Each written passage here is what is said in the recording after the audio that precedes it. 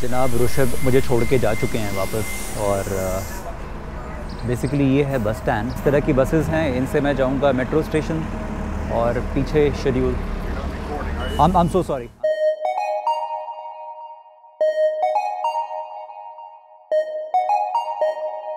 आज है मंडे, और अब मैं एक्चुअली मुझे थोड़ा सा जल्दी उठना था। 6 बजे हमें निकलना था, पर आज मुझे रात को मैं काफ़ी देर से सोया, क्योंकि मैंने जब अपना सारा जो फुटेज है जब ट्रांसफ़र किया अपने लैपटॉप में, और जब उसको देखा क्वालिटी में हैरान था। ऑडियो क्वालिटी इतनी ख़राब थी, और मैं क्योंकि अपने पुराने GoPro के हिसाब से इसको सोच रहा था कि ये वैसे ही करेगा, बट एक्चुअली इस GoPro 6 में 2 अलग अलग माइक्रोफोन्स हैं। ये जो इनबिल्ट माइक्रोफोन्स हैं वो कुछ अजीब तरीके से परफॉर्म कर रहे हैं, आवाज़ आती है जाती है, बड़ा अजीब सा हो रहा था।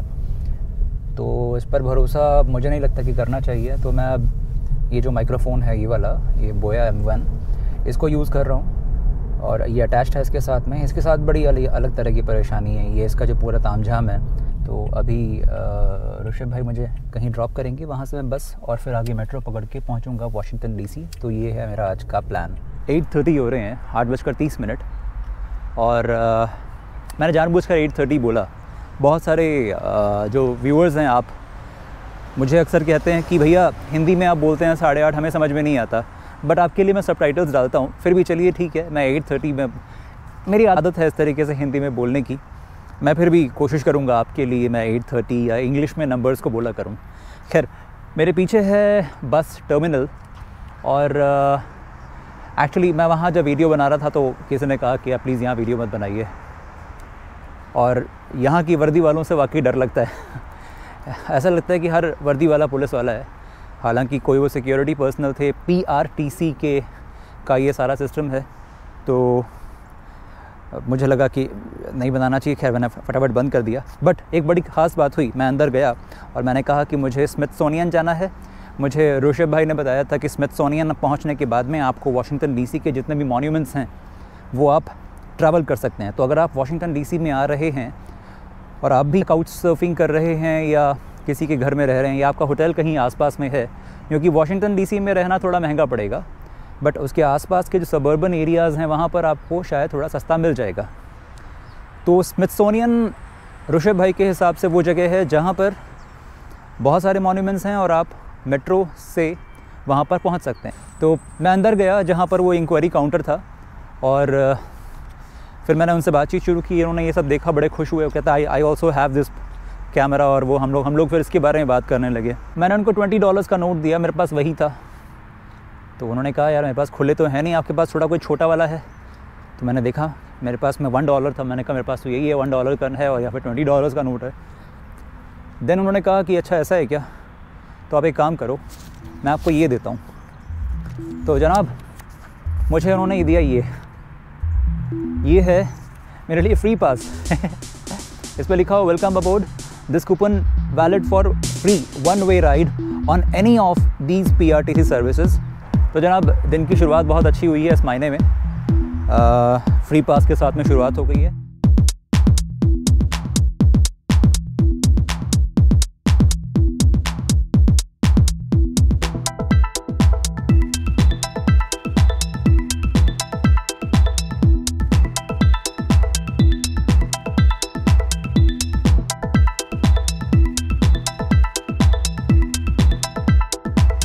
ये वो सिस्टम है जहाँ से इस टिकट वेंडिंग मशीन से मैं अपने स्मार्ट कार्ड को चार्ज कर सकता हूँ। ये है वो स्मार्ट कार्ड। यहाँ लिखा हुआ है 9:30 पीक टाइम है, 9:30 से लेकर दोपहर के 3 बजे तक ऑफ पीक है, फिर 3 से 7 बजे पीक हो जाएगा, और उसके बाद फिर 7 बजे के बाद से ऑफ पीक हो जाएगा। मेरी घड़ी में 9:25 हो रहे हैं, 5 मिनट के बाद ऑफ पीक शुरू हो जाएगा।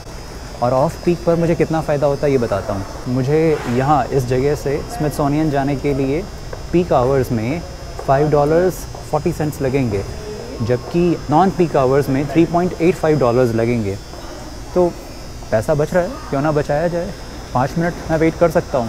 ये बात इसलिए शेयर कर रहा हूँ आपके साथ, अगर आप यहाँ पर हैं वाशिंगटन DC, ये एक्चुअली पूरा वाशिंगटन DC का मेट्रो सिस्टम है, तो आपको ज़रूरत पड़ेगी आप चाहें तो एक दिन का पास बनवा सकते हैं, जो कितने का पड़ेगा अभी मैं इनसे पूछता हूँ।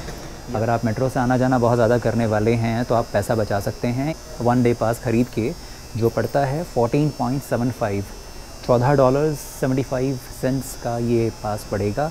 और ये सभी मेट्रो रेल और मेट्रो बसेस में वैलिड है, जिसमें आप एक दिन में कितनी भी बार चाहें आप ट्रैवल कर सकते हैं। Unlimited rides for 1 day.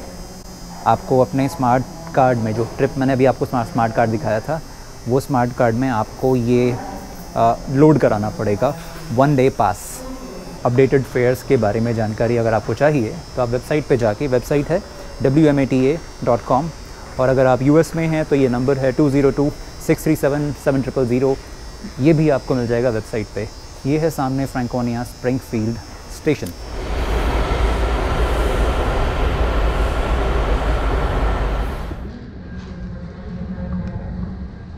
ये है सारा वॉशिंगटन DC। मेट्रो स्टेशन से बाहर आने के बाद ये एरिया है, और इस बिल्डिंग के पीछे बड़ा सा एक जो मीनार नज़र आ रही है, दैट इज़ वॉशिंगटन मॉन्यूमेंट।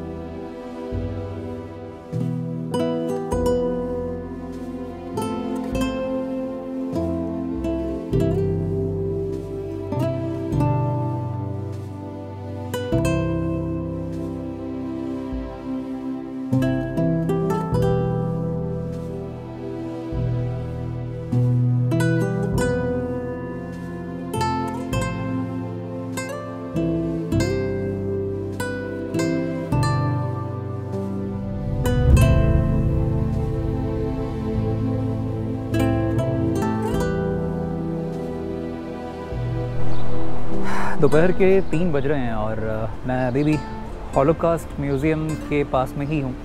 पूरा नहीं देख सका मैं, ये बहुत लंबा चौड़ा है, करीब 5 घंटे तो आराम से निकाल के आए अगर आपको तरीके से इसको देखना है तो। वॉशिंगटन में अगर आप हैं तो ये जो जगह है ये नेशनल मॉल के पास में है। अभी मैं उस तरफ जाऊँगा वो सब चीज़ें दिखाने के लिए, जहाँ एक्चुअली आसपास में बाकी सारी जगह हैं। जनाबे अली 3:20 हो रहे हैं, 3:20, और मैं वहाँ उस तरफ था वो हॉलोकॉस्ट म्यूज़ियम, और मेरे पीछे है वॉशिंगटन मॉन्यूमेंट। जिनकी याद में बना है उनका नाम है जॉर्ज वॉशिंगटन, जो अमेरिका के पहले राष्ट्रपति थे।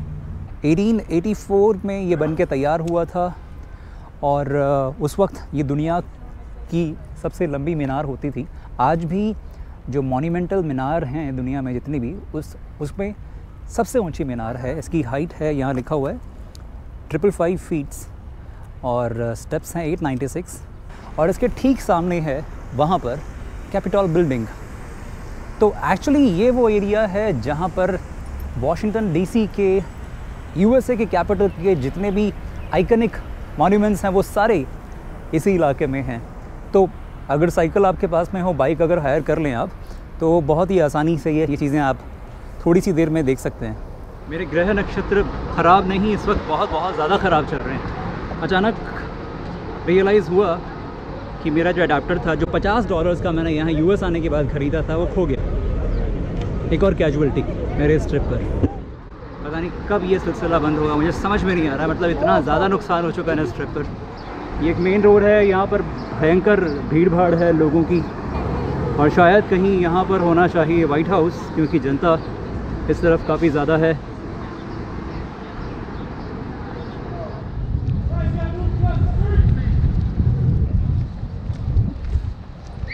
की होच्छे आमी जानी ना, शोर हो रहा है पीछे बस। On the other side please. क्यों पता नहीं, कुछ होने वाला है क्या यहाँ पर? ओह, ये क्या है सामने? What happened? What happened? I'm sorry? No idea. No idea. Yeah.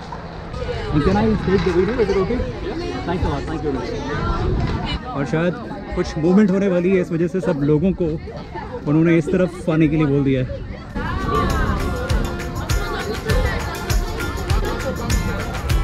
भीड़ है, भीड़।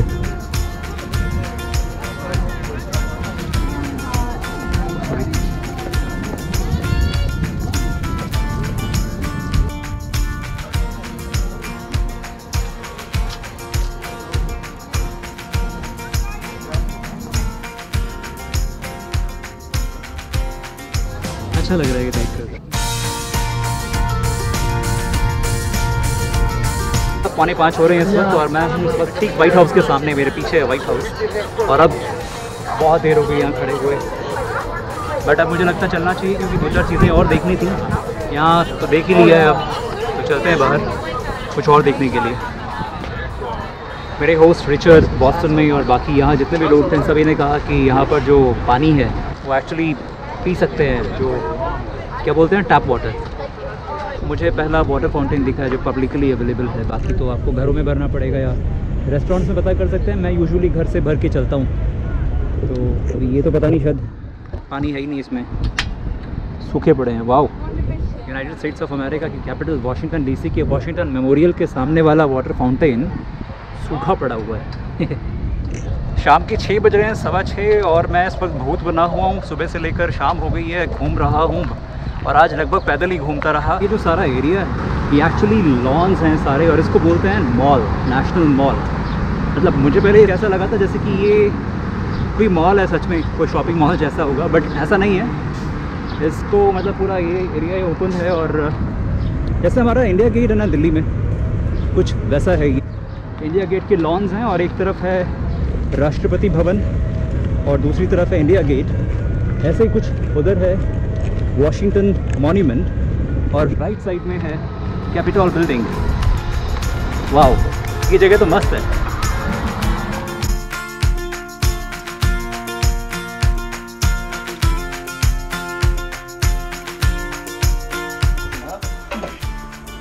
तीन 3:30 हो रहे हैं।